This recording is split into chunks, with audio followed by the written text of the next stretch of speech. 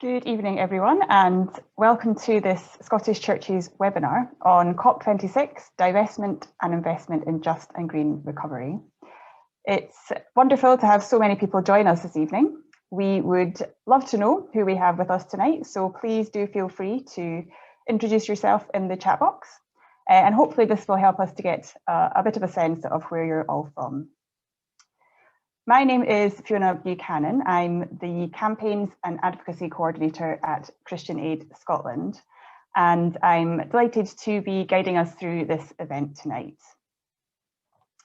Let me start by thanking all of the organisations involved in putting together this event: Operation Noah, Eco Congregation Scotland, Christian Aid, Justice and Peace Scotland, and Friends of the Earth Scotland. It's been great to have such a range of organisations working together on this issue and working to put together the event tonight. I'll start with a brief bit of housekeeping. Our tech gurus are going to make sure that everyone is muted during the event, apart from the speakers. Also, to make you aware that this event is going to be recorded and shared online afterwards. So if you would prefer not to be seen, please do turn off your camera. The format of the evening is going to be input from each of our wonderful speakers, followed by an exciting announcement about the COP26 Churches Pledge, and then sometime at the end for a question and answer session. So during the evening, if any questions arise, or if you'd like to ask anything of our speakers, just pop these into the chat box with the letter Q at the start to help us try and sort them out. We will be collating these throughout the evening and asking our speakers to respond at the end. We will then finish with some positive next steps for us all to take. Please do engage with us via social media if you'd like to, and if that's your thing. We have a hashtag that you can use. It's Scottish Churches Divest. So please do take a look on Twitter and join in the conversation there if you'd like to. This is a significant year for climate action in Scotland as we prepare to host COP26 in November. We have a unique opportunity to make an impact and increase the pressure on institutions and governments to respond with the urgency that the climate crisis demands. As I'm sure you're aware, the issue of divestment is a very live and ongoing debate in the Scottish churches. Tonight is an opportunity to continue that discussion as churches and as individuals from across a variety of denominations, to share how we can support a just and green recovery, to equip and inspire each of us to take action and to move forward on these issues. And on that note, I'd like to start by introducing our first speaker for the evening, Dr. Lorna Gold. Lorna is Director of Movement Building at FaithInvest, Chair of the Global Catholic Climate Movement, and a member of the Vatican's COVID-19 Commission. She played a crucial role in the Irish Catholic Bishops' Conference and the Republic of Ireland divesting from fossil fuels. Lorna's book, Climate Generation: Awakening to Our Children's Future, seeks to present climate science and the climate crisis through her own personal story of waking up to the ecological emergency as a mother, academic, and activist. Lorna, we're delighted you've been able to join us this evening, and I'd like to hand over to you now. Thanks, Fiona. I'm absolutely delighted to be here with everybody tonight, even if it's remotely.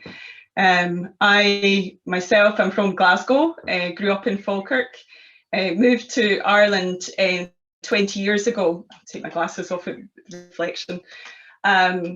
So living and working in Ireland, but it's lovely to have a connection back to Scotland, especially in this important year when COP26 will be in Glasgow. So I'm going to talk to you a little bit about the story of how divestment took off in Ireland, and especially amongst the faiths. And then the other half of my talk is going to focus on where are we now after 2020, after COVID, and looking forward to the COP. So I'm going to share my screen. Sorry, I've just minimized myself for some reason. I'm going to share my screen.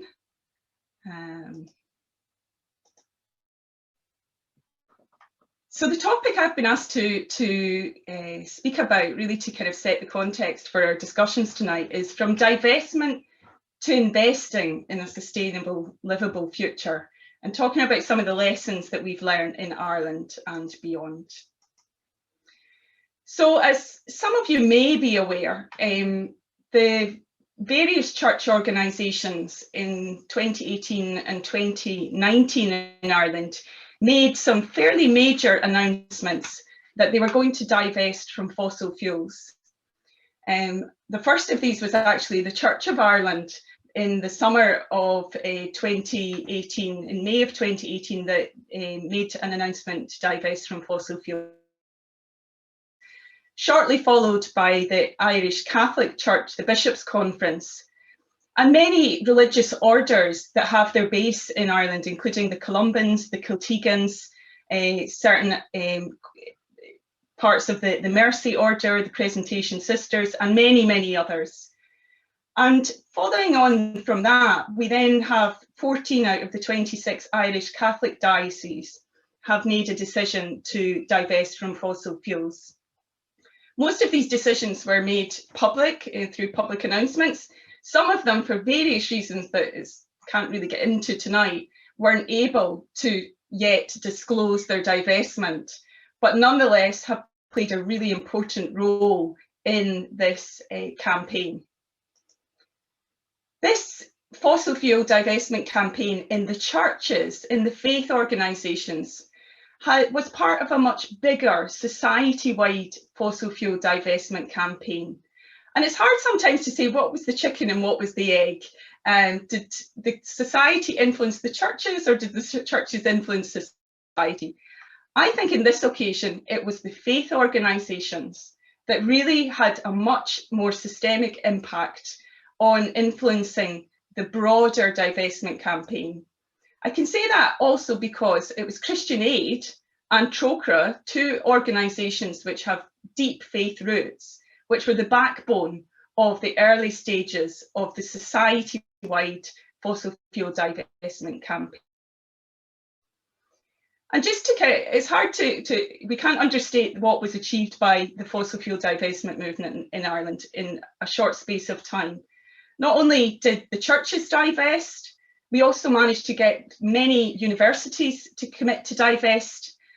And not only that, but we were successful in getting the government to pass a law which prohibits investments in fossil fuels in Ireland's sovereign wealth fund, making Ireland the first country in the world to fully divest its sovereign wealth fund from fossil fuels. So this became a society-wide campaign which managed to change the law, and also through the actions of all the different players to change the market conditions. When the bishops and when the churches made their commitment to divest, to be honest, they didn't quite know how they were going to do it. It was an act of faith, because the market in Ireland is so small that the products that they needed to divest from fossil fuels didn't exist. But through acting together, they were able to force a change in the market, so that by now in Ireland, as elsewhere, there are lots of fully divested fossil fuel financial products out there. In fact, if a congregation or a religious order decides to divest, they'll find there's quite a few different players vying for their their investments. The Catholic decision to divest was very, very special, also because I think for me, I'd given so much time in my own work and with others to make it happen, or to help make it happen. And it happened during an interfaith prayer service on the eve of Pope Francis' visit to Ireland in 2018. We don't have time tonight to listen to the full speech that the chairman of Trócaire, Bishop William Crean, gave that evening, but I'd like us to listen to just a few short clips because it really helps to set the tone for our discussions tonight.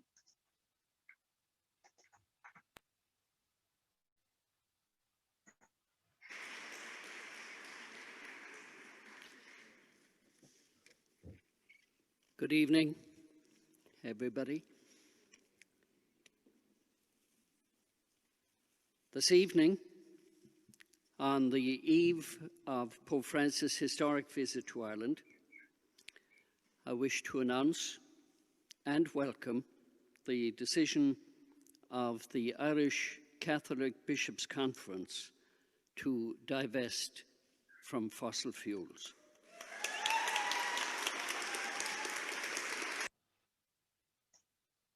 Families. Sorry, just to find the end of it. You can listen, I'll make these slides available and you can listen back to the whole speech if you're interested. This announcement by the bishops, whilst modest in terms of financial resources, is yet more than just symbolic, because it's about joining the growing social movement led by and large by a new generation across the world, calling for a new realignment of our financial policies to safeguard their future. It makes good sense, and it is the least that we can offer our future generations.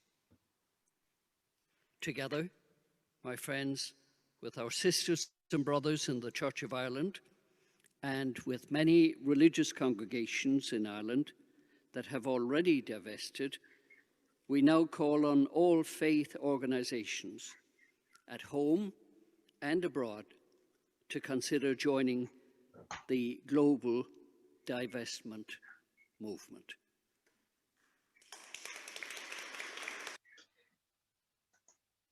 As you can well imagine, it was a very emotional night for us because it was in the back of a lot of hard work. And I can honestly say I have never in my life heard a bishop get such a rousing round of applause, a standing ovation that went on for quite a few minutes. It was really, really a spine-tingling moment when they made that announcement. It meant so much to all the campaigners, especially the young people.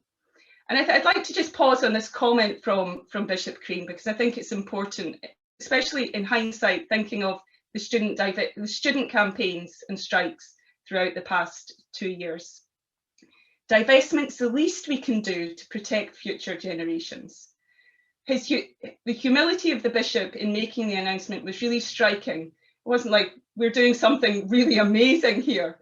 He was actually saying, this is the least that we can do. What was our role as campaigners, as activists, as academics in all of this?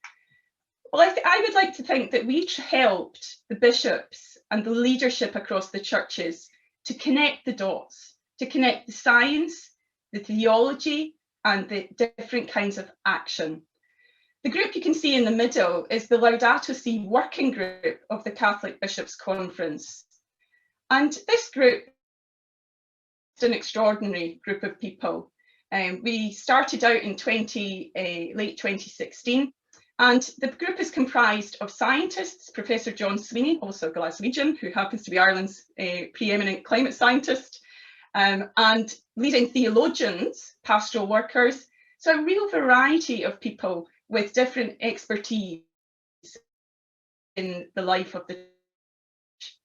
And through a process of dialogue, deep dialogue with the bishops, between this group and the different parts of the Bishops' Conference, we gradually opened their hearts and their minds to what was the connection between the science, the carbon bubble, everything we know, and the side of the work, of their work, how it connected to the theology. And to be honest, once we had done that job, it was their decision it wasn't an economic decision or a financial decision. I remember being at the committee when they made their decision, their finance committee, and they just simply said, well, this is a moral decision that we need to make to safeguard future generations, and then to live and to understand in time how that would play out in terms of their financial risk. So what about now? We are now 3 years on from that campaign, and we're now facing COVID-19, recession or potential recession, and climate change.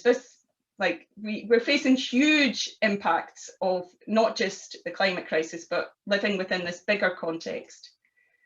And I'm often taken by Arundhati Roy, who said that this crisis at the same time offers an opportunity to us.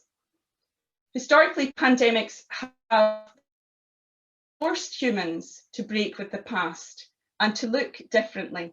And I think that this is really, really timely to think about what does it mean for us coming out of the COVID crisis to address these issues of divestment and acting and investing in a just and sustainable future. Pope Francis puts it in different words, which I just think are really of the moment. God asks us to dare to create something new. We cannot return to the false securities of the political and economic systems we had before this crisis. We need economies that give to all access to the fruits of creation, to the basic needs of life, to land, lodging, and labour. And the reality is that we are sitting at a fork in the road. Humanity as a whole is sitting at a fork in the road. We speak. During the COVID crisis, our emissions dropped for the first time in history since the modern industrial revolution happened. That already is being undone. The fork in the road is a conscious one that we all face today, because we can go back or we can continue with investing in fossil fuels, wasteful economy, single-use, disposable, over everything we know is wrong with our economy. Or we have a choice to invest in solutions. And we also know that those solutions maybe didn't exist at the scale we need 20 years ago, even 10 years ago. But we know now that those new economic models and those new sustainable solutions on the ground exist. They're viable. They offer a road, let's say, a way out of the current crisis. In the interest of time, I won't go into this because you probably are very well aware that we face an uphill struggle to make the changes we need. The emissions dropped during the pandemic, but they're on the rise already. And we know that despite so much talk around the COP in Glasgow, and also the importance of finance in that COP, the actual hard facts are that no government and no governments on their own are not going to achieve the kind of reductions in emissions that we need to see. What is really needed now, and where the focus needs to be, is that a livable future, that kind of future that Pope Francis was talking about, that Arundhati Roy has called us to, requires a different kind of investor, different kind of investment, and a different investment structure. That kind of structure includes divesting and negative screening, but it's more than that. It's more than traditional impact investing in green technology. It's more than what is known as economic, social, and governance, ESG factors. And it's even more than simply shareholder engagement. What is needed now is a new compact, a new way of being a financial actor, which focuses our efforts on harnessing as much capital as we can to deliver a livable future for all. And faith asset owners, such as many of yourselves, as major mission-driven institutional investors, have the power to lead and to demand change within the financial sector. And the organisation I'm now working for, FaithInvest, is a membership organisation which has been set up to support faith asset owners to work out a way forward to do this. Because the nature of the crisis we're in and the solutions we need is that there is no blueprint. We're actually responding to the current crisis and creatively coming up with the solutions and asking our investment managers, our brokers, asking our financial institutions to respond to that demand. Finally, a major part of this effort that we're making with FaithInvest is to get all faiths to commit to making long-term changes in how they invest their assets in the coming 7 to 10 years. A multi-faith effort, not just for the Christian churches, but across the world. And we have launched a major initiative ahead of COP26 to get faiths to commit to coming up with plans for people and planet. The purpose of this is to ask faiths to think of themselves not only as advocates for a future, but as stakeholders in the future. Because besides having a voice, a prophetic voice, faiths represent one of the largest institutional groups of investors in the world. They represent one of the largest educators, landowners, and the procurers of goods and services. So if we were to transform all of our activities in a planned way, we can change the shape of the market as we did in Ireland.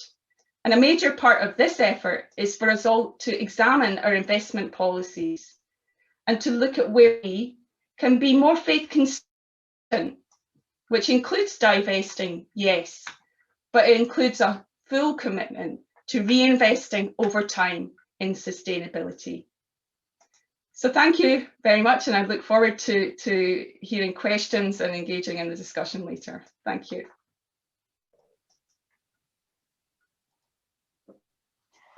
Thank you, Lorna. It's been really inspiring to hear the story of the divestment movement in Ireland, and particularly the unique role of faith communities in that.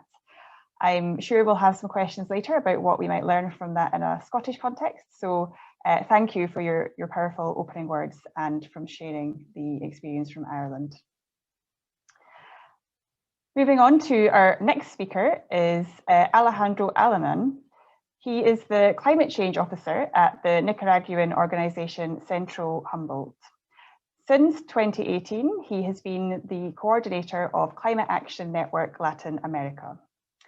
He has extensive experience in the areas of research and advocacy on climate policy in various international agencies, including CARE International, Christian Aid, and the Nicaraguan Red Cross. Alejandro, we're delighted that you've been able to join us from Nicaragua this evening.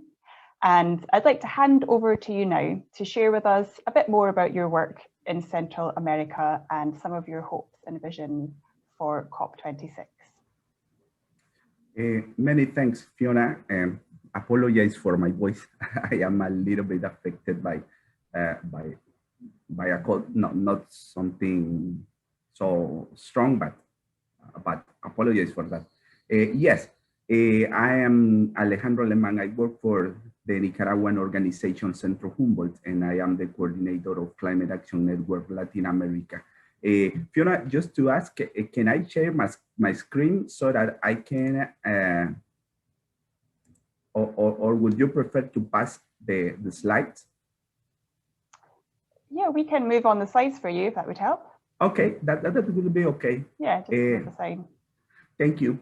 And if you pass to the next slide, just want to share some climate change context in Central America in 2020. This region is, according to German Watch, the second region most vulnerable to climate change effects in the last years, and the level of vulnerability is increasing. 4 countries in our region are in the top with highest long-term climate risk in the world. These are Honduras, Nicaragua, and El Salvador. Recently, we have living an increase on the frequency and magnitude of climate phenomena that has put at risk the advances of our countries in terms of economic and social development. Just in November 2020, possibly some of you saw in the news, we were hit by 2 hurricanes in categories 4 and 5, just with less of 2 weeks of difference in time.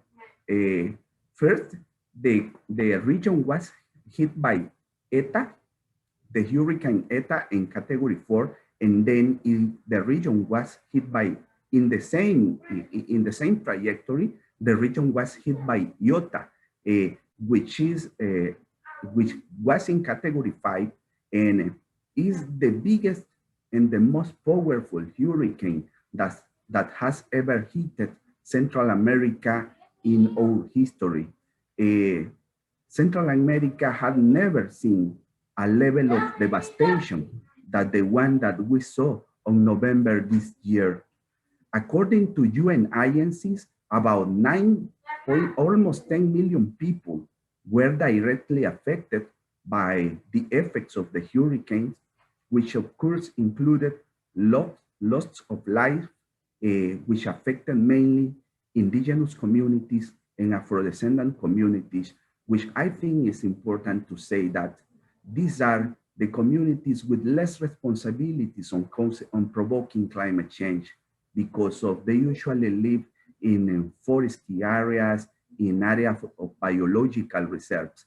The areas in Central America that are still conserved, the primary forest, are those areas where indigenous peoples and Afro-descendant communities live.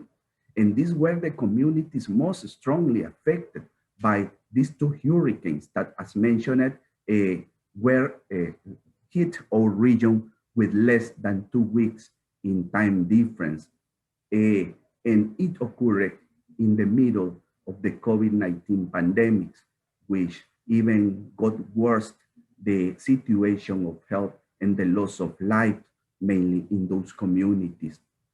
It has been estimated, multilateral organizations like the World Bank and other UN agencies has estimated that the Central American countries, mainly Honduras, Nicaragua, and Guatemala, will take about 12 years to recover from the and to go back to the social and economic situation that existed before the hurricanes. As mentioned, we had never seen a level of devastation like the one that we saw in November this year. Economic losses and life losses, we still continue contabilizing this. And we are not sure if our societies and government will have the capacity to really account all the impact that really happened, and if economic losses will at the end be accounted appropriately.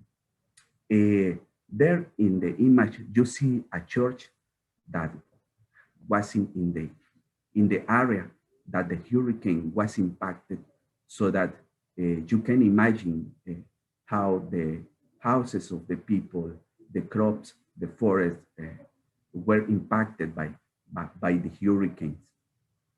If we go to the next slide, it will be important to mention that the impact of those phenomena has to do with the occurrence of 2 climatic phenomena that has ever occurred in the region, and it was always happening, which is the La Niña phenomena, which is a kind of phenomena that generates that the winds flow from the east to the west and bring humidity and some conditions a little bit complicated that I will not explain right now, that has to do with the temperature of the ocean brings some humidity to the region and brings rain. So when La Niña phenomena affect the region, we usually have rainy seasons with a lot of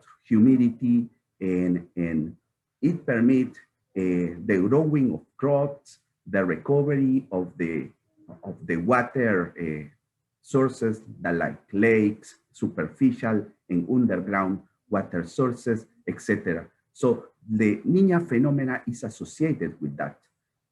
On the opposite side, we also have other years with rainy seasons that the amount of rain that fall on Central America decrease, and this is the El Niño phenomenon.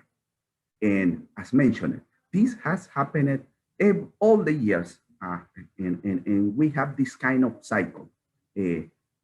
Years with strong rainy seasons and years with less rainy seasons.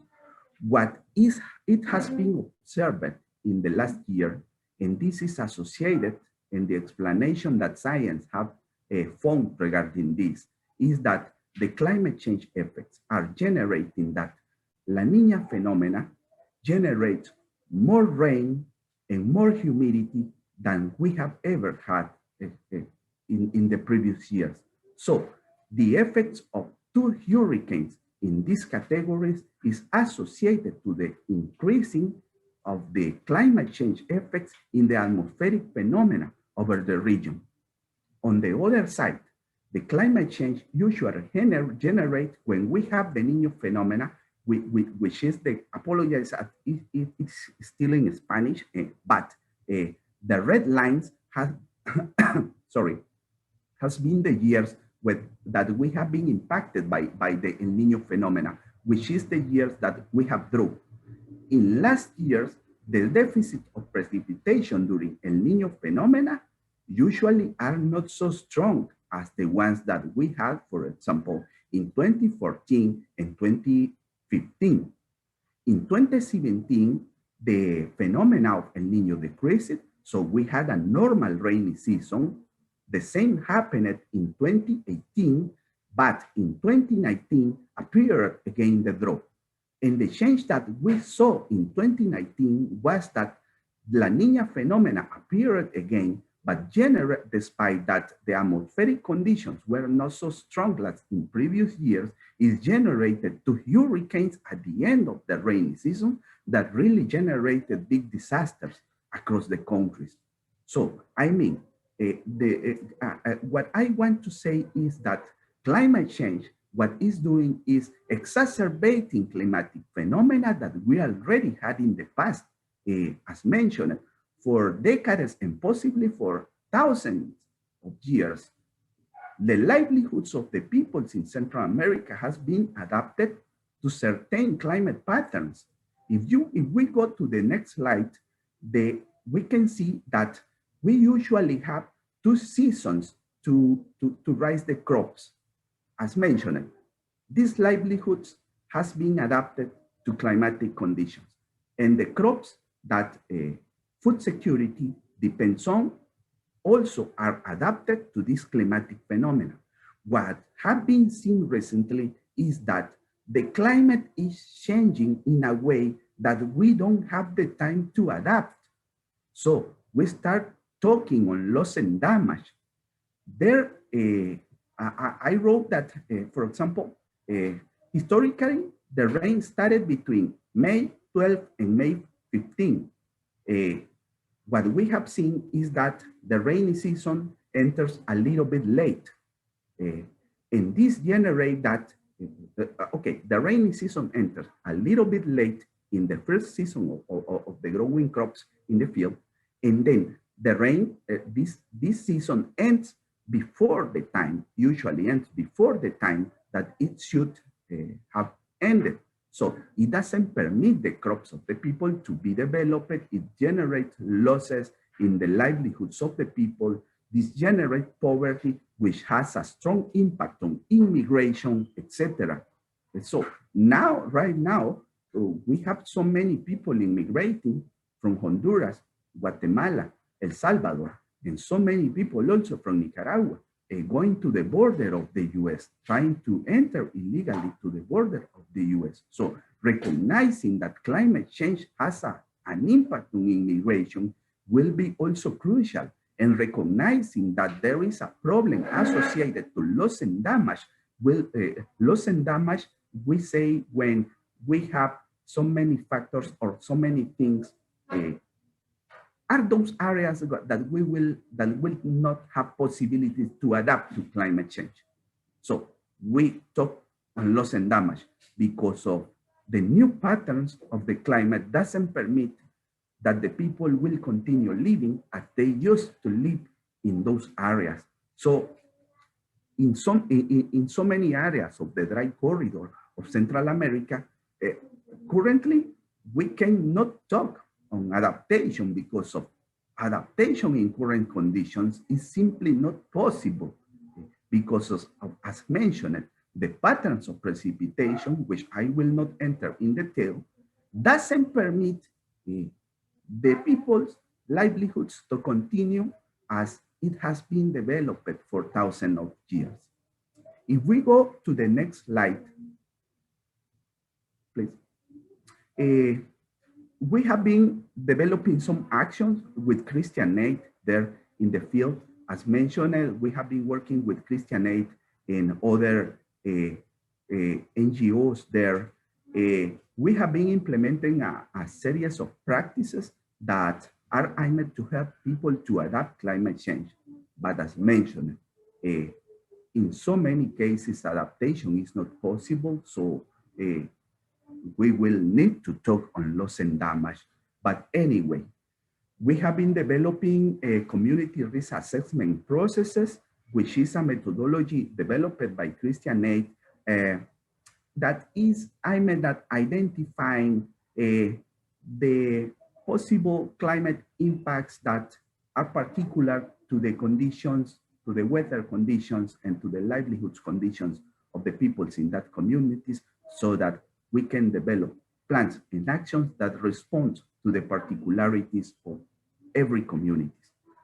In this regard, Central America is a region which has biological diverse, but we have also diverse patterns of weather in the same area of Central America. So implementing the same practice in one community in another community may not work. I mean, the adaptation and resilience practices that are implemented in one community may not necessarily work in a community that is 20 kilometers away from there, which is in other ecological or ecosystems area.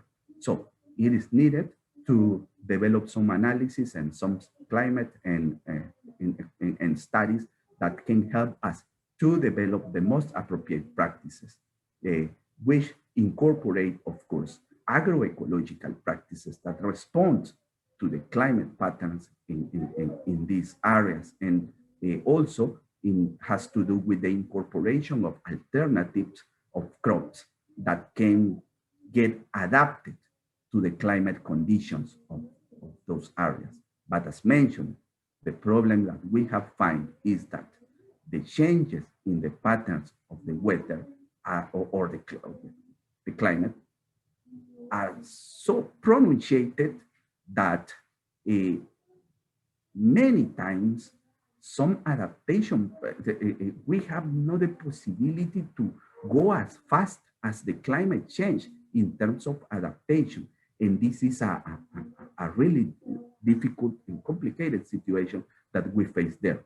And nevertheless, we have found that it is really useful to provide to the communities with information, for example, on weather forecast and associated information on analysis on how the projected climate pattern of the short-term forecast will impact on the crops, which crops are the best options due the projected forecast in terms of climate patterns, and then so that the community can incorporate practices and incorporate varieties of crops that get adapted to what the forecast or what the scientific tools tell us will be the behavior of the climate in some specific areas.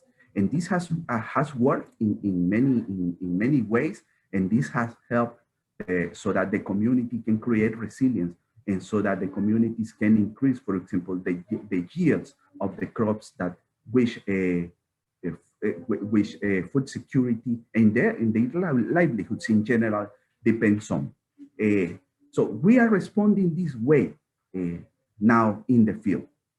But we must recognize that there is a global climate emergency, in that if we don't stop this global climate emergency, there will be no alternatives in the field for these communities. And so many of them will simply have to emigrate or disappear. So we are facing really a situation of emergency mainly in those communities that which livelihoods depends on agriculture and in which technologies of production depends on the climate. If we go to the next slide, I took this information from a report of my colleagues of CAN International, which we were with in following up the UNFCCC processes.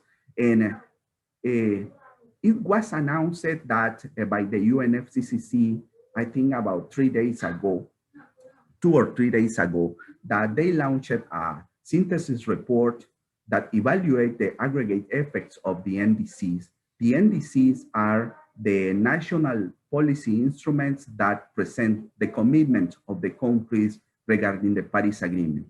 In this way, the Paris Agreement will be implemented, or the goals of the Paris Agreement will be reached if the countries present appropriate commitments in their NDCs, which are the national plans. The IPCC have said that if we want to reach the goal of the 1.5, which is what the science recommends in order not to generate a global climate chaos, the emissions must be reduced by at least 45% by 2030 regarding the levels of 2010. Okay, what the UNFCCC has said in that report was that from 75 countries that committed, 47 parties, which represent 75 countries, 75 countries because of the European Union is presented as a party. So these 47 parties representing about 30% of global emissions have presented updated NDCs by 2020. In the Paris Agreement, we have 197 parties. So only 47 parties presented updated NDC. If they summarize the contributions in terms of reduction of emissions of those parties that were presented in the NDCs, we will be on track of reducing 1% of reduction of emissions by 2030 compared to 2010 level, while the science is requesting to reduce at least 45% of the global emissions. So our reflection here is that, first, not all the parties that committed to do something regarding climate change and to implement the goals of the Paris Agreement have presented goals in their commitment to the UNFCCC. And the goals, and those ones that presented goals, these goals are so weak. These goals are in line with what the science requests the countries to do. And this is a matter of lack of political will. It seems to be that there is no awareness of what is already happening in so many places of the world, not only in the developing world. There is people in the developed world that has been also suffering from the impacts of climate change. And then our reflection is that if the state doesn't have the political will to implement the measures and the actions that are needed to deal with this problem, we as society must do it. Because of negotiations on climate change in the UN has more than 20 years. We are going to the COP26. Since 1995, the country has been meeting there. And the global emissions continue increasing. So if we evaluate climate action based on what governments are doing, this is a disaster. And it seems to be that they don't care if this disaster continues. So we as normal people, we must do something with our actions. And so that's why when Fiona invited me to this workshop that is aimed to propose the churches to decarbonize the finance, I think this is great because of if we continue hoping the governments to do something, we will go to the climate chaos. So I would like to invite you to take this in mind so that you can take the most appropriate decisions regarding the where you will put the money of the people of goodwill that is in the churches. If we go to the end, to the last slide, we have some requests to the next meeting of the UNFCCC, which will take place in Glasgow on November this year. And some general elements around that is that there are issues associated to something that in the climatic negotiations, we say Article 6, which are mechanisms for reduction of emission or mechanisms for compensation. There is an intention that brings the possibility of having carbon credits from the period previous to the protocol previous to 2020 to bring them and to sell them in global markets of exchange of emission of reduction certificates as if they were emissions of reductions implemented after 2020. And there are a lot of credits there around, and some countries, including Brazil, including China, and including some other developing countries that has those credits, has been blocking the possibility of having an appropriate solutions to the rule book of the Paris Agreement, basically on Article 6. There are also other areas of discussions that has to do with the possibilities of generating carbon credits to be exchanged between countries. Our perspective is that the Kyoto Protocol showed that carbon markets are a failure. The carbon market doesn't reduce emissions of greenhouse gases. This is we say in Spanish, a suma cero game. Not sure if in English is clear, but these are reductions of emissions that the planet doesn't see. So we must keep the integrity of the Paris Agreement. Another important element that we have seen in this discussion toward the COP26 is the issues of loss and damage finance. There is a famous paragraph 51 that is in the decision that accompanied the preamble of the Paris Agreement that ban the possibility for developing countries, mainly for those vulnerable countries, to request compensation from the impacts of climate change. We believe that paragraph 51 of the decision that accompanied the Paris Agreement violates human rights of the people in developing countries, mainly those being affected by the strongest impact of climate change. So we demand that funds for compensating the people receiving the impacts of climate change must be delivered. And this should be one of the decisions of the COP26 to creating a a financial structure that can help us to create the institutionalities that ensure that the finance is not to the governments, but that the finance reach the communities. Because of after the ETA and IOTA hurricane, we have heard about millions and millions of dollars being provided by the by the international financial institutions to the government. We are not sure if the already existing mechanism will permit that all that money will go and benefit the communities. So appropriate financial institution and mechanisms are necessary to deal with climate change.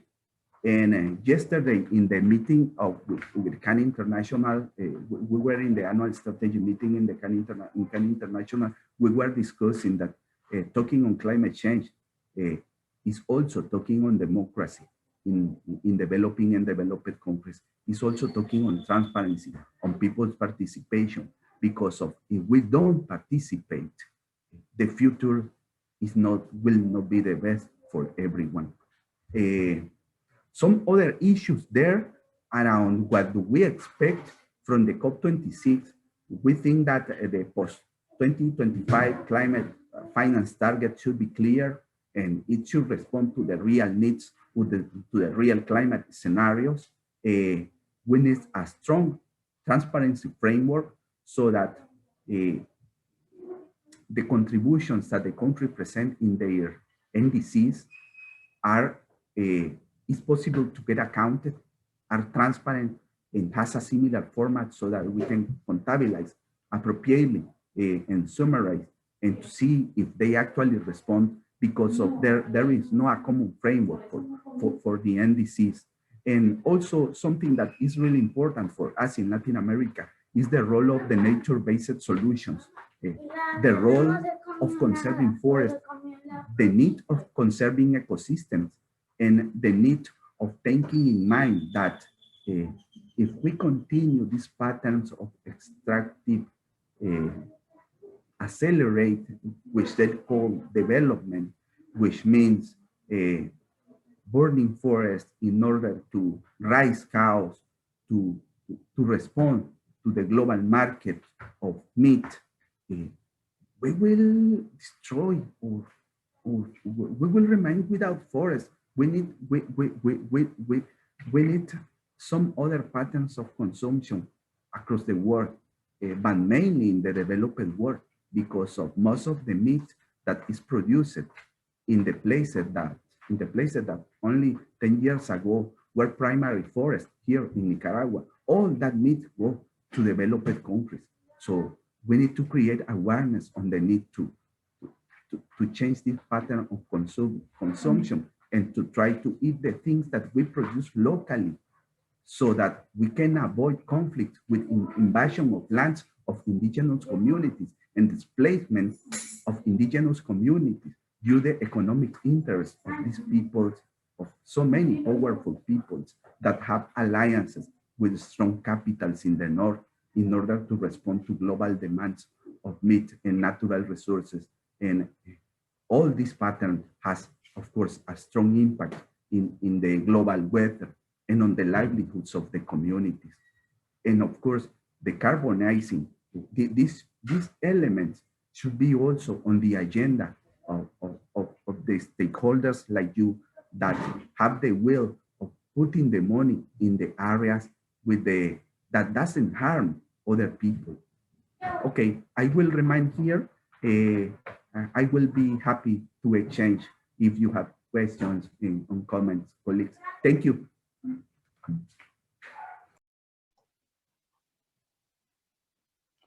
Thank you, Alejandro, both for all of the work that you do, but also for joining us today and for your input. I think hearing about the climate impacts in your region and those communities directly affected is hugely important as we consider the issue of divestment. And thank you also for highlighting the issue of loss and damage, as we know that this will be a significant issue at COP26 this year. And especially thank you for your strong call to action for us in the churches in Scotland.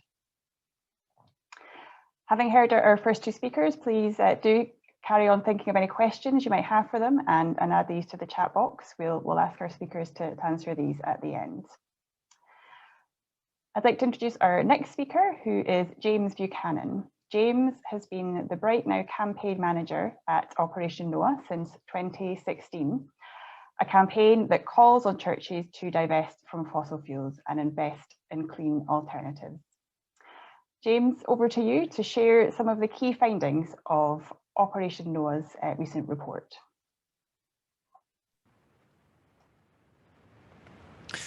Thank you, Fiona, and thank you all for joining this webinar this evening. And thank you, Lorna and Alejandro, for your inspiring talks. As Fiona mentioned, I'm going to be speaking about our report, which is called, I'm just going to share my screen actually quickly, so just hopefully this will work. Okay, so I hope everyone can see that okay. Yeah, our report is called Church Investments in Major Oil Companies, Paris Compliant or Paris Defiant. If I were to give you the summary of the report in a nutshell, as you might expect, our conclusion is that none of the major oil companies are compliant with the Paris Agreement.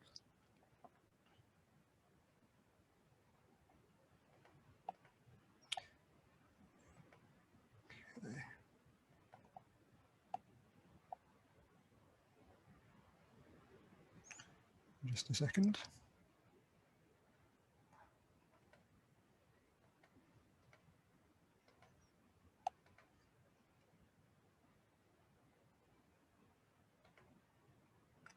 Okay, so I'd first of all like to say thank you very much to all of you who've supported the campaign for churches in Scotland to divest. I know that a number of you have been campaigning on this for quite a few years now, and I really think this year is going to be a really important year on fossil fuel divestment in Scotland. So thanks so much for your continued support. In this photo, you can see Stirling Methodist Church, which announced their divestment from fossil fuels last year. And there are a number of reasons, as I said, why we came to the conclusion that none of the major oil companies are compliant with the Paris Agreement. And one of these is the fact that, in spite of the fact that the vast majority of known fossil fuel reserves need to stay in the ground if we have to have any chance of meeting the Paris Agreement targets, oil and gas companies are spending huge sums, trillions of dollars over the next decade, according to the Financial Times in the last year or two, on the exploration and extraction of new reserves of fossil fuels. And while a number of oil and gas companies have said that they intend to reach net zero emissions by 2050, they're planning to increase their oil and gas production in the next decade. So last month, The Guardian reported that Shell is planning to increase its gas production by 20% in the next few years, which isn't compatible with the 1.5 degree target of the Paris Agreement. And while many of the oil companies say that they are publicly committed to the Paris Agreement, at the same time, they're lobbying against climate action. The Guardian reported that the 5 largest major oil companies, which include BP, Shell and Total, are spending $200 million per year to block, control and delay climate policies. I think when you look at the advertising of a lot of these companies, you have the impression that they're quickly becoming renewable energy companies. And yet, as influence map research has shown, the oil companies plan to spend just an average of just 3% of their capital expenditure on low carbon projects in 2019, meaning that 97% was going towards new exploration and extraction of oil and gas. We often get asked the question, does divestment work? Is it effective as a strategy? Well, even the oil companies themselves are saying that divestment works. And this is a quote from Shell's annual report from 2018.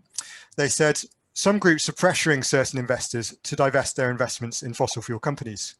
If this were to continue, it could have a material adverse effect on the price of our securities and our ability to access equity capital markets. So in other words, it makes it more expensive for oil and gas companies to continue exploring and extracting new fossil fuel reserves. And a growing number of investors are now actually dropping fossil fuel investments for financial reasons. And one example being CCLA, which manages investments on behalf of many Church of England dioceses and local churches. Last year, they sold their shares in Shell and Total for financial reasons because they decided that they're no longer a good investment. This year, as you'll all know, and as Alejandro has said really well, is a really crucial year, obviously, with the UN climate talks taking place in Glasgow. So churches in Scotland have a really key role to play in building momentum for climate action ahead of COP26 and supporting the just and green recovery from COVID-19. And one of the really crucial ways that they can do this is to shift investments from out of fossil fuels and into the clean technologies of the future.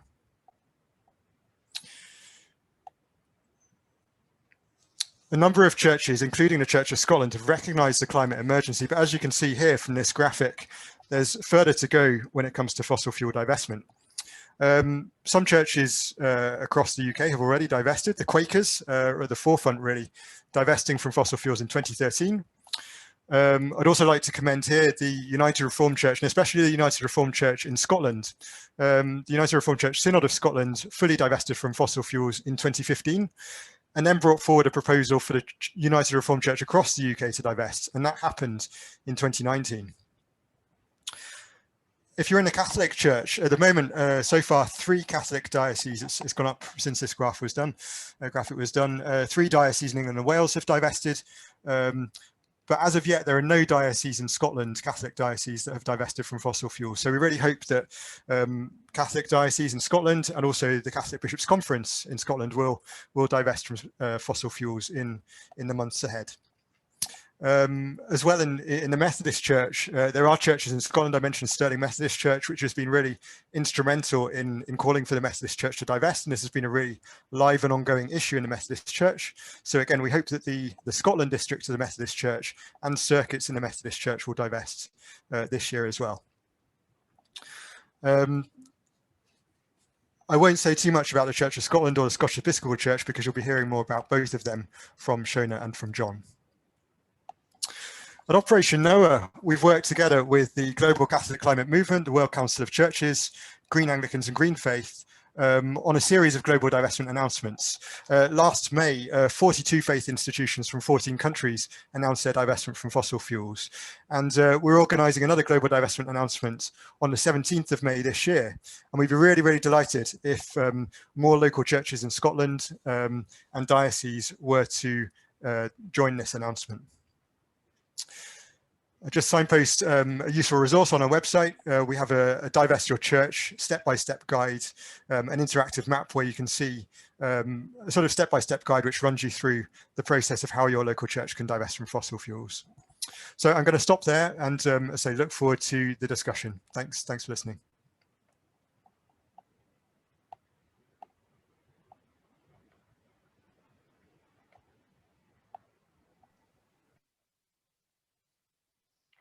Thank you, James, for that really helpful overview, highlighting both the progress that we've seen, but also some of the areas for further work and collaboration.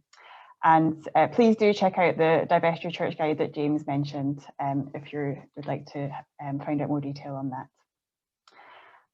Our next speaker is Fiona Knox, who is an elder at St John's Church in Gourock, Inverclyde, and former clerk to the Church of Scotland's Youth Assembly. Fiona is a member of Christian Aid's Prophetic Activist Scheme and was one of the leaders of the Stop Fueling the Fire campaign that successfully called on the UK government to end the use of UK export finance in funding fossil fuel extraction overseas. Thank you for joining us, Fiona, and we're really looking forward to hearing about your engagement in divestment campaigning.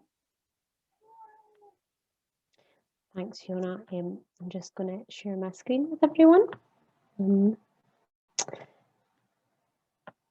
So, good evening, everyone.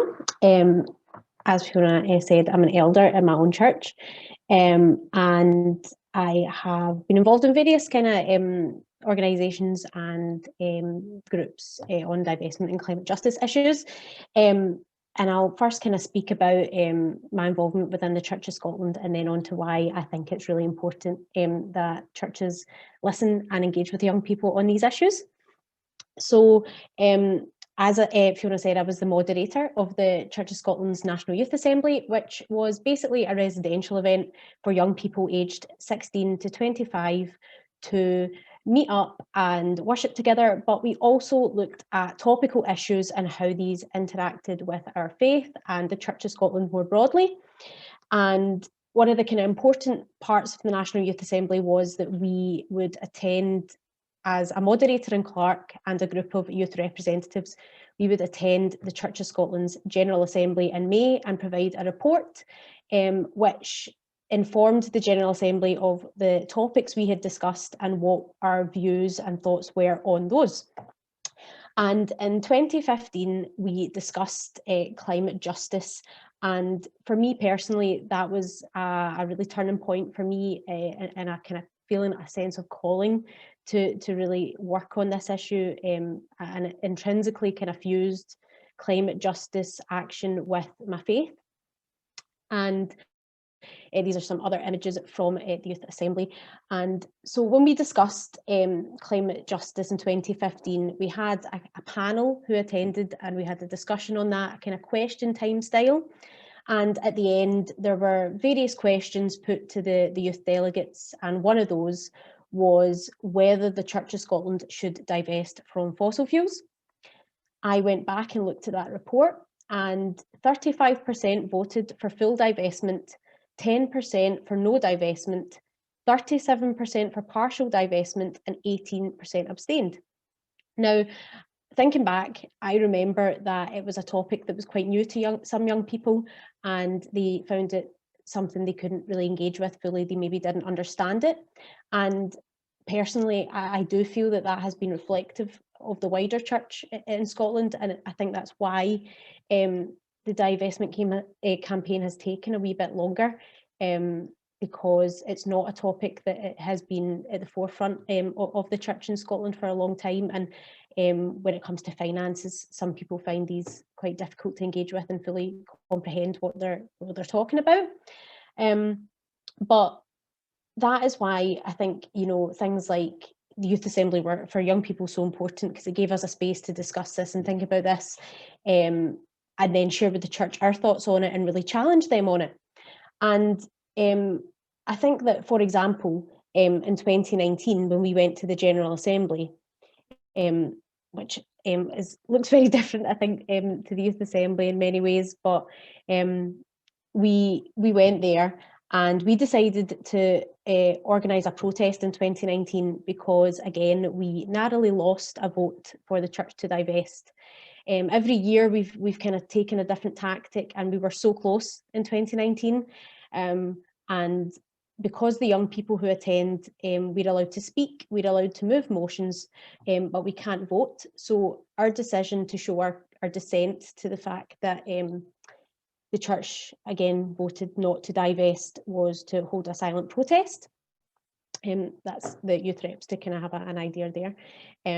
But this was us on our little protest. It was little, I suppose, a number when you look at it like that, but it did, I think, make a big impact.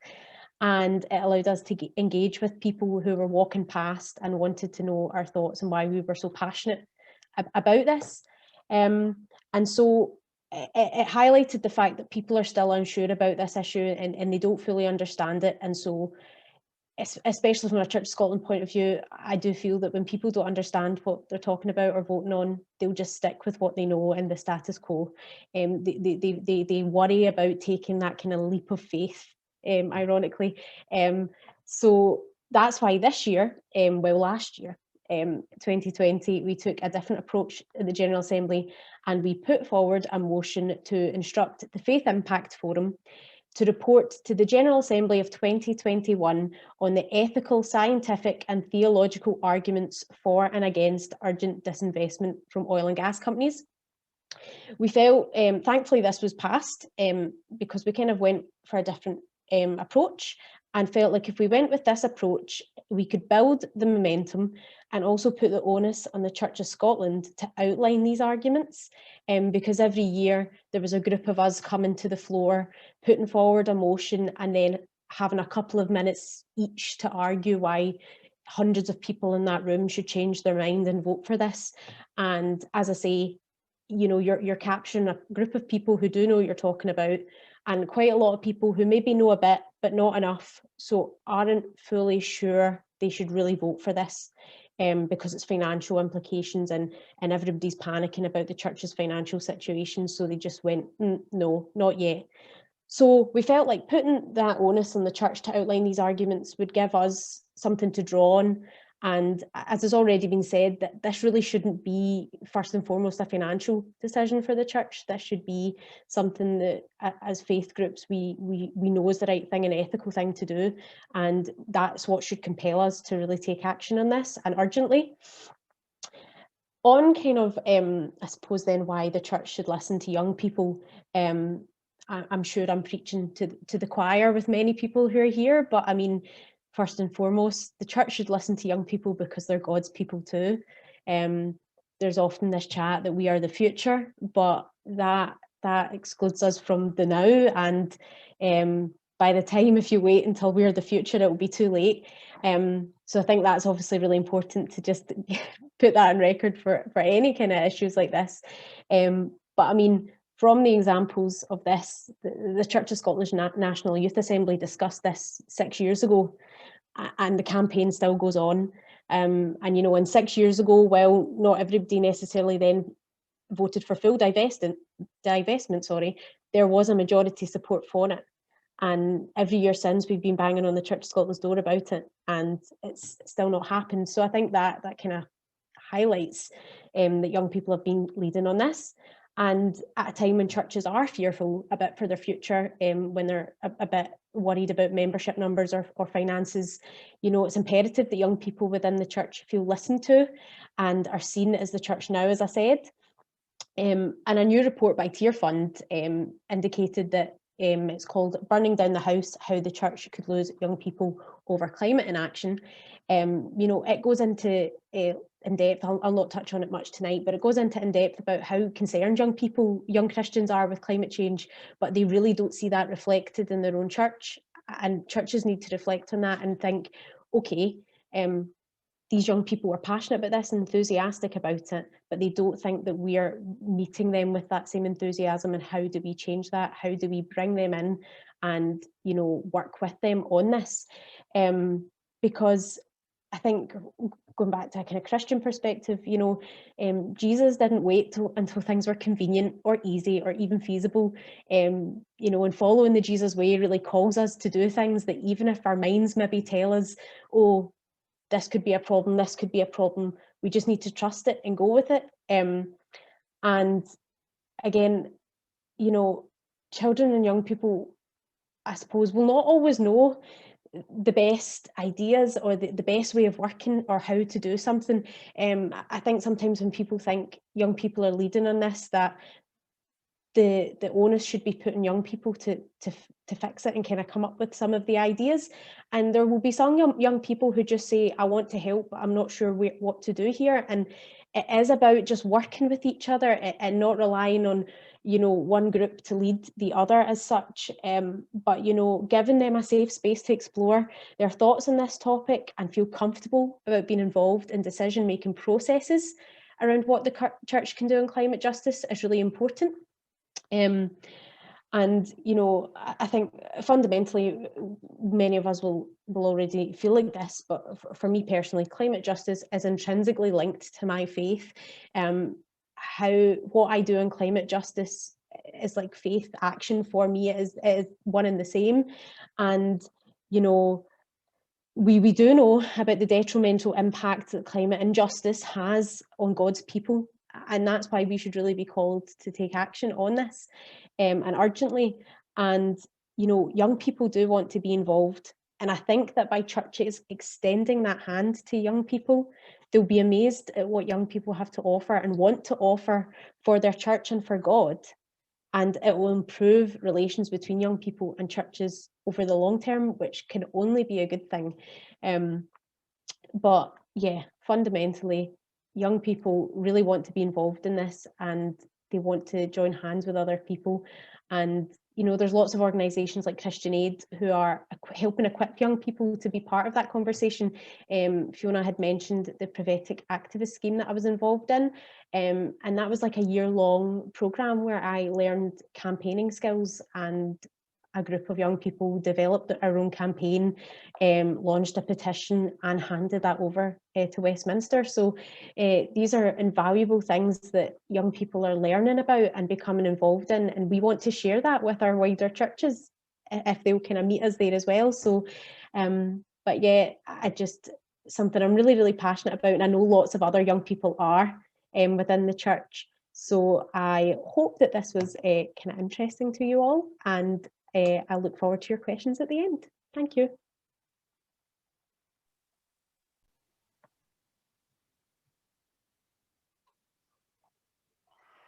Thank you, Fiona. It's incredibly inspiring to hear about the work you've done in the Church of Scotland, and particularly the youth movement for divestment, and some of the more creative tactics that you've employed, which I know have really kept the profile of divestment high on everyone's radar.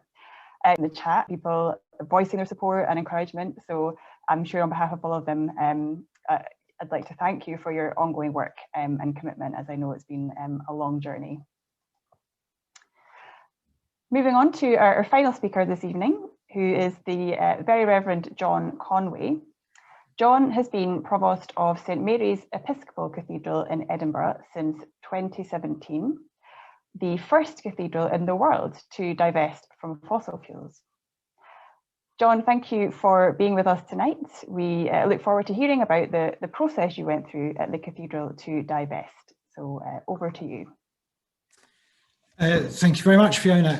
Good to be with you. I suppose I'm here really just to give the story of one church, because I hope that many of you out there are wondering what it means to sign the pledge, which you're being invited to sign tonight, and what it means to be a church that's actively involved in divestment, and in what might follow from that. So this is really just the story of what we've begun to do at the cathedral.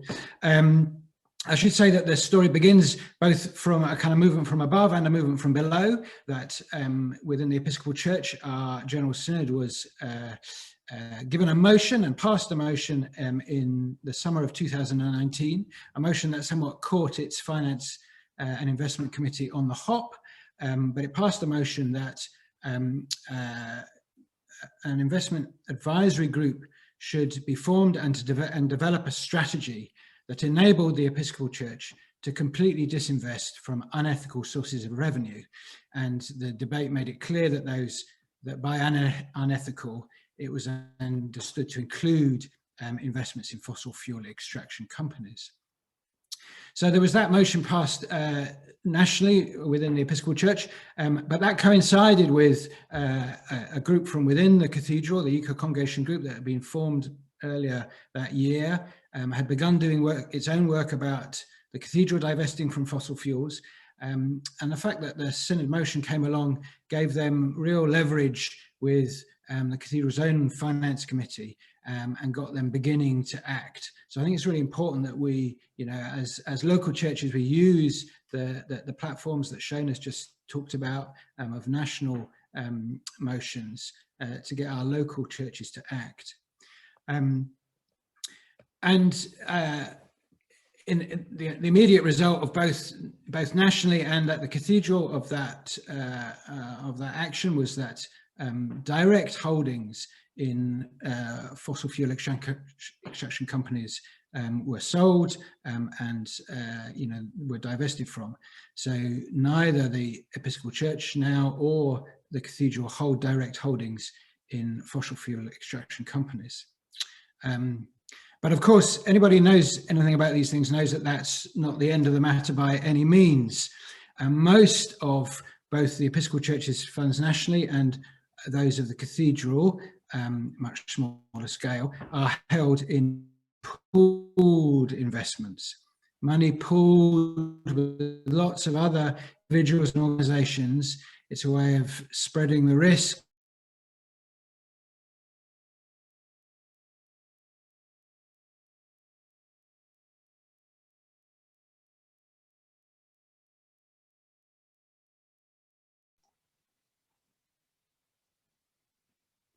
context of tonight envisages a kind of process of divestment, that you're given 5 years to divest totally from fossil fuel extraction via those pooled funds. And because divestment involves actually then making investments in positive ways that, as Lorna rightly reminded us, help underpin a green recovery and a sustainable economy. So where we are now as a cathedral and as an Episcopal church nationally is in that process of really beginning to engage with the fine detail of what does it mean to divest in pooled funds. It's probably fair to say that the pandemic has contributed to slowing some of the momentum around this, but we are picking this up again. Why does it take 5 years? Because by and large, the vehicles for such investment in more positive ways are only slowly becoming available, particularly to institutions like the Episcopal Church and the Cathedral, who in relative amounts, and this will be true for lots of local churches, have very small amounts to invest. You know, we're not big players in the financial scene, and that's why we have to use pooled funds. But it means that kind of individually, our voices don't count for very much. We rely on others, investment managers, to manage the risk and to provide us with expertise. Some of the larger churches make an argument that their portfolio allows them to follow a policy of engagement, you know, that they can influence the decisions, that they're using their investments to leverage change. Others can judge the success of that strategy. James has already indicated that, you know, we're right to be skeptical of that as a strategy. But actually, even that strategy is not available to smaller denominations and investors like ourselves, because we don't have that kind of leverage. We just don't have the sort of money which plays that sort of role in the investment scene. So we're, as I say, we're needing to look at what it means in the context of these pooled funds. And I think it's worth saying that it's an analogous to the situation that many of us find ourselves in relation to our own pension funds. For many of us, that is effectively one of the largest investments in which each of us will have a stake. But finding pension funds that are divested from fossil fuels, and not just from their extraction, but from the wider fossil fuel economy, which is so embedded in the whole of our way of life, well, that's not straightforward. These things are still quite a long way from the mainstream. And so I think what we need to keep in focus is that that is what needs to change. And that is what I think the move toward divestment, the signing of the pledge, the withdrawal of direct investment, which is relatively easy. All of these things are about creating momentum for that wider change, which we need to see happen, and which will then feed into the pooled resources. It's being part of that wider movement that creates the momentum to affect change in what is a huge financial services industry. What we need is for positive ethical investment to become much more mainstream, part of a huge shift in the way in which all of our economies run. And this whole campaign is about making that shift, contributing towards that shift. So this is a process, and it's a process about building momentum so that the appropriate investment vehicles, and Lorna's already indicated that in the Irish context, you know, those became available, so that then people started to fight over the money that churches do have there to invest. I'm not sure we're quite at that stage yet in Scotland, but I'm hoping one of the things that we learned tonight is how that is changing. But above all, I would encourage you to sign the pledge, not because you've already achieved these things, but as part of creating the momentum so that we together can achieve these things over the next 5 years. Thank you very much.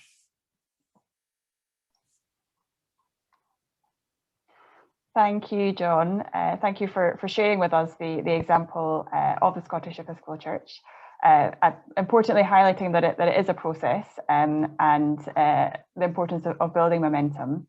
and also your encouragement for us to sign the pledge. Thank you once again to all of our wonderful speakers. It's been very inspirational to hear about the range of work happening in Scotland and beyond, and particularly the deep commitment of many individuals and churches on the issue of divestment. We now move on to an exciting announcement on the COP26 Churches Pledge, and I'm going to hand over to Fiona for this. Hi everyone again. So this evening we are delighted to launch the Scottish Churches COP26 Pledge, Divestment and the Just and Green Recovery, which I think the slide's just coming up for now. Thanks, Stephen. So more than 50 church leaders have already signed the pledge, including the Bishop of Edinburgh, the leader of the Iona community and the head of Christian Aid Scotland. Church signatories of the pledge include Dunscore Parish Church, Selkirk Parish Church, Stirling Methodist Church, who James spoke about, and St Mary's Episcopal Cathedral in Edinburgh. So the pledge can be signed by individuals, churches and Christian organisations at all levels, including church members and church leaders, local congregations, church denominations, regional church bodies such as dioceses and presbyteries, and Christian organisations in Scotland. We hope that many more individuals and church leaders from across our denominations will sign the pledge ahead of COP26 and other key events, including the Church of Scotland General Assembly in May and the Scottish Episcopal Church General Synod in June. So I think somebody's going to put a wee link in the chat if you want to, as an individual, sign the pledge, which we'd obviously love if you could do. And it'd be great as well if you could encourage your church minister and elders to sign it as well, both personally and on behalf of your congregation. So it's been such a great evening tonight, but let's ensure that the voice of the churches for a just and green recovery is heard loud and clear, and that we get our own house in order by divesting from fossil fuels and investing in clean alternatives. Thank you.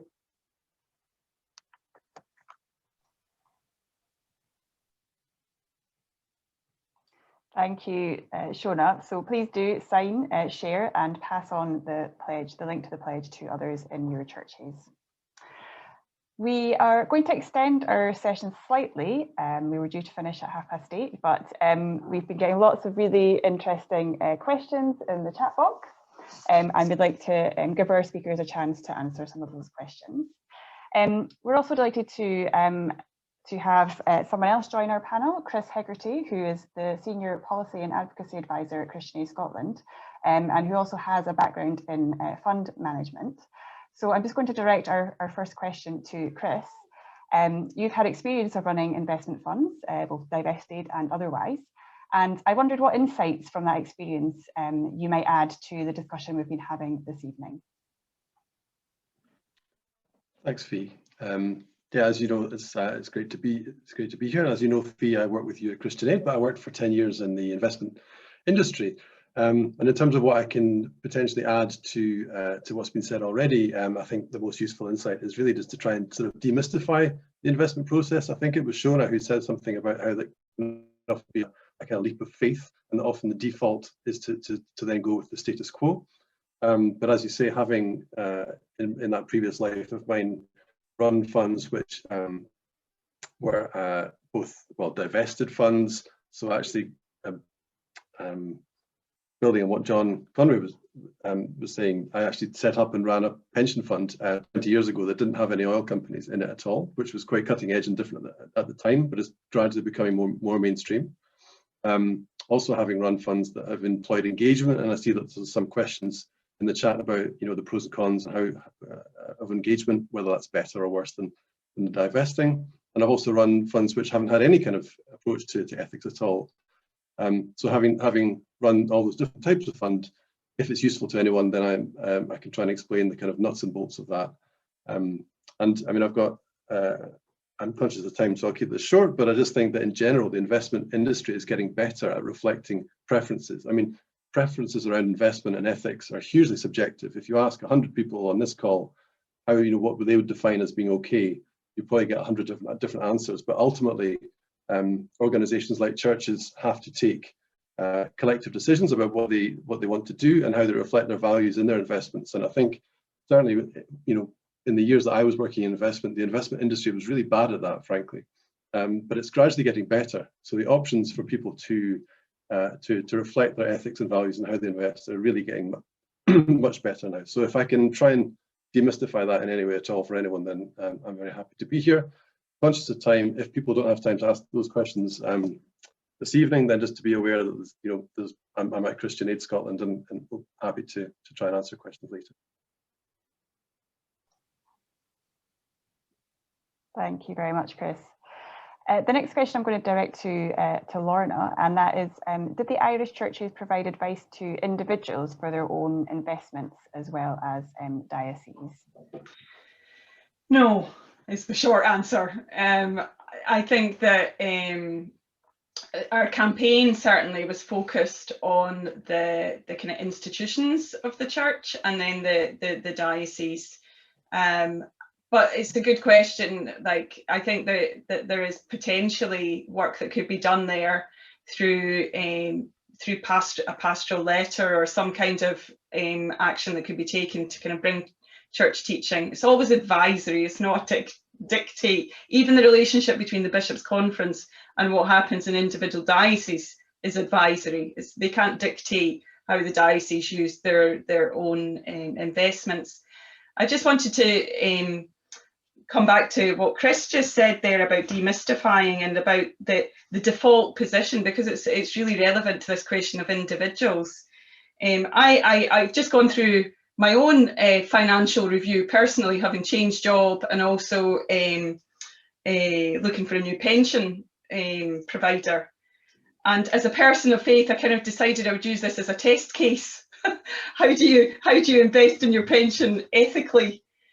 And one of the things that really strikes me is that fact that the default is supposedly unethical or neutral to ethics. And we need to change that. That's another campaign, perhaps. But having gone through a process where they were very able to assess my appetite to financial risk through very specific tools, and all our risk appetites are very different, I am pretty confident that nowadays, with all the information on due diligence, on economic, social and governance factors, on climate disclosure, they could do a very similar tool at the very stage of when you're looking for an investment product, which would assess your appetite to ethics. And because part of the problem is people don't know. The default position they assume is a good one. And when they start to ask, if you ask them questions like, how do you feel about your investments being invested in sectors that would destroy the environment? They wouldn't ask it like that. Or how important is the human rights track record of certain investments to you? Pretty soon, the whole question of ethics would become mainstream in the whole sector. And I think that faiths potentially could really get behind a campaign, because it would have to be you'd have to change the laws on financial regulation to do that, because financial advisors can't make up what they ask you. It's only at the very end of a process where they recommend a product, and then you get to say to them, and what's the ethical kind of position on that? And frankly, most of them do not know, even at this stage. They don't know, so they have to go and ask their specialist. So that's just a personal kind of reflection on that. Thank you very much, Lorna, for answering that question. A question for Alejandro is around COVID, and we wondered if you could say a bit about how COVID is impacting community programs in Nicaragua and in your region. Yes, thank you. Generally, we usually, situations are a little bit different from different countries in Central America. In the case of Nicaragua, that is where we are based on, there is a situation where the official information on the impacts of the pandemic is not clear. I mean, the tests for detecting COVID are being controlled by the government, and even this is a taboo issue. And in Nicaragua, it's dangerous talking about that because of as the tests are being controlled by the government, they decide who they can apply a test. So the statistics of the COVID are not clear at all. On our perspective, these are underestimated. And we have so many of the communities that we work in. There has people that have gotten sick, and so many people have died, but we are not sure if they have died of COVID or of any other thing, because of there is no possibility of having access to a COVID test in Nicaragua. Normally, what has happened is that it has impacted, of course, the lives of the people, mainly because of, as the information is not clear, as mentioned, we are not sure if the people is dying from COVID, but more people is dying. And it has a special impact, I think, in the psychology of the woman because of, on my perspective, the state, the government, has the responsibility to protect these people. And in Nicaragua, this is not happening. And also, state, the government, has the responsibility to provide the health services to attend the people that is sick. But as people don't have a proof that they are sick of COVID, so they are sending the people to their homes, and all the burden of taking care of the people with the illness is going to the woman. So I feel that in local, mainly in rural communities, this burden has, and this has to do with, even with a discussion of gender and the balance of power between the people, and it has to do with cultural patterns. But I may say that the ones assuming the highest burden of this irresponsibility of the government, of hiding the information, of occultating the test for COVID, and to managing this in social and irresponsible way, has been assumed by the government, mainly in poor communities. This has been one of the impacts, and of course, we in the communities have so many people that what I talk, the climatic situations, people usually immigrate to other countries in the neighborhood, to El Salvador, Costa Rica, sometimes to Guatemala, mainly, to temporary work in agricultural areas, in the service sector, and in so many other areas. So what we have seen is that at the beginning, so many people were coming back to Nicaragua in the last year, in the middle of the last year, and the government decided to close the border and not to enter, even if they were Nicaraguans. They decided not to let the people enter to its country. So there was a kind of humanitarian crisis there in the border as the people was getting accumulated there. And then there was a call from humanitarian organizations, mainly from the UN, that make the government to reflect on that decision and to let them enter to the country.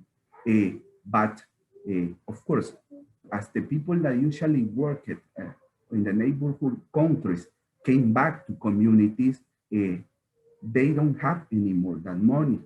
So what I saw was people sending lands, sending their cows, sending their chicken, and sending their livelihoods assets, as we call, in order to survive. So the impacts of the pandemic has not been quantified because of the government has, and no official INC has no interest of quantifying it. But the impacts in terms of gender, the psychology of the woman in local communities has been affected, but also in terms of economy. Possibly we have so many people suffering hunger there because of the impact of COVID, but we cannot, any attempt to gather information on that is stopped so that the crisis can be hidden. This is the case of Nicaragua, and the government tried to say everything is normal, everything is okay, the economy shouldn't stop, we will prioritize economic development, but the people is dying, and no official information can be released. I can be put in jail for saying that, but this is the truth. This is the truth, and I will assume the responsibility if some, because I saw that, and I will sustain it. The ways that the country has managed the crisis is different. In Honduras, the problem is of corruption, a difficulty with people from the government taking and deviating the money of the international aid to other places. So the crisis is impacting Honduras in different ways. El Salvador has other reality. The management of the, on my perspective, the management of the COVID pandemics in El Salvador was reflected in the elections recently had El Salvador, where the political party of Nayib Bukele broadly won the elections. So this is the signal that the situation is being differently managed in El Salvador, for example. In Guatemala, I don't have clear information on Guatemala because it's a little bit far from the reality that we interact with, but circumstances are different in every country depending on the reaction of the authorities, of the national authorities and local authorities, of course.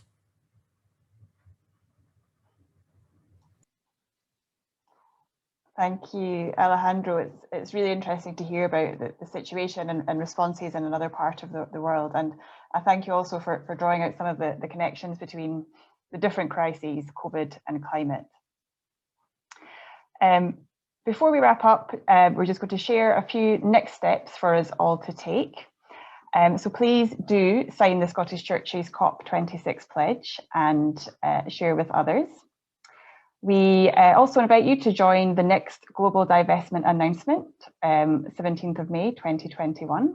We'll share further details in the post-event email, so do keep an eye out for that.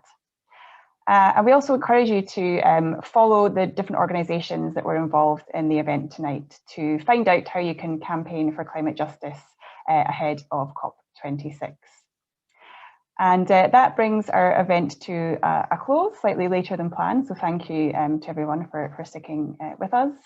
Thank you once again to everyone involved in organising tonight, and thank you to our brilliant speakers for all of their inputs and thoughts. We hope that what you've learned and heard tonight has deepened your understanding of why church divestment is so vital in this climate emergency. And also that you've heard of some practical steps that churches and individuals can take that will make a real difference. Thank you very much, everyone, and have a good evening and take care.